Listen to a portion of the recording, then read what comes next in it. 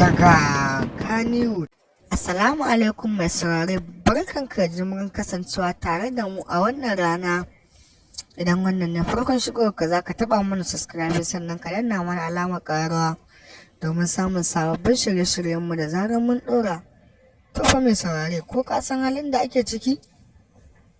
Wannan babban mawaƙin nan Fufutu wanda yake a zaune a Kaduna, a yau ne aka samu labarin da shi da abokiyar waƙarsa Safarau sun samu wani babban matsala sakamakon cewa wai ta munafurce shi ne. Wannan batu dai ya sa mutane sun shiga alhini a cikin wannan bayani. Wannan mawaƙin mai Fufutu ya fito ya gaida wa Safarau magana a shafukansa. Yanzu za mu sa muku abin da ya ce mata. In dai kana tare da mu kana bibiyan mu, idan wannan ne farkon shirin ka, muna fatan za ka danna mana subscribe sannan ka danna mana alamar ƙaruwa domin samun sababbin shirye-shiryen mu da zarar mun ɗora. Ita ma yarinyar Safarau ta fito ta yi wata magana, duk da a cikin bidiyon nan za mu sa muku magana za ku ji.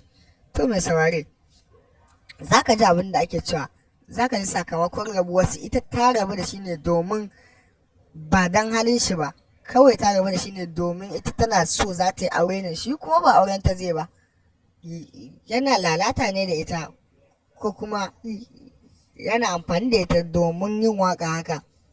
Wannan mawaƙi da Fufutu asalinsa shi ɗan Zaria ne, mazauni da yake a can otal ɗin Zaria.